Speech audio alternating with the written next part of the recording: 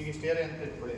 ಹಾಂ ಮಾಡಿ ಗಾಳಿ ಬರೋ ಸೈಡಲ್ಲಿ ಮಾಡೋದು ಮಾಡಬೇಕಾ? ಗಾಳಿ ಯಾವ ಕಡೆ ಹೋಗುತ್ತೆ ಆ ಕಡೆಗೆ ಹಾಕಬೇಕು. ಹಾಂ ಹಿಂಗೆ ಎಳ್ಕೊಂಡು ಹೋಗ್ಬೇಕು. ಹಿಂಗೆ ತಿರುಗಿಸ್ಬೇಕು ಈಜು.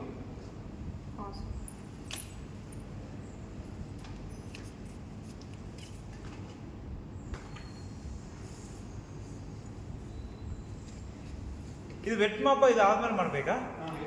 ಮುಂದಕ್ಕೆ ಎಳ್ಕೊಂಡು ಹೋಗ್ಬೇಕು ಪಕ್ಕಕ್ಕೆ ಯಾವಾಗಲೂ ಸಾಕು.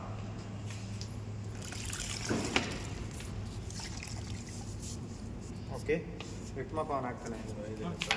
ಹಾಕಿ ಮತ್ತೆ ಇನ್ನೊಂದು ವೆಟ್ ಮಾಪಲ್ಲಿ ಇವ್ರು ಏನು ಮಾಡ್ತಾರೆ ಗೊತ್ತಾ ಸರ್?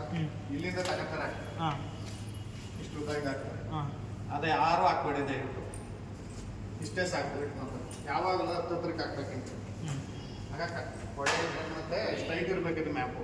ಇವರು ಫುಲ್ಲು ಇದೆ ಬೆಂಡ್ ಹಾಕಿರ್ತಾರೆ. ಹಾಂ ಹಿಂಗೆ ಹಾಕ್ತಾರೆ. ಹಾಂ ಇದೇನು ಪ್ರಯೋಜನ ಇಲ್ಲ ಆ್ಯಕ್ಚುಲಿ. ಅದಾಯ್ತು ಸ್ಟಿಕ್ಕು ಸರ್. ಹಾಂ ಸ್ಟಿಕ್ಕು ಕೆಳಗಡೆನ ಮೇಲೆ ಎತ್ತಲೇಬಾರ್ದು ಸ್ಟಿಕ್ನ. ಹಾಂ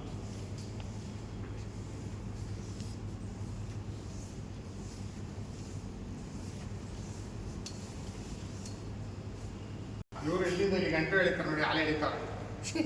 ಸ್ವಲ್ಪ ಅಷ್ಟೇ. ಹಾಂ ಬರೀ ಮೂರು ಹಾಂ ಹಿಂಗಾಗಿ.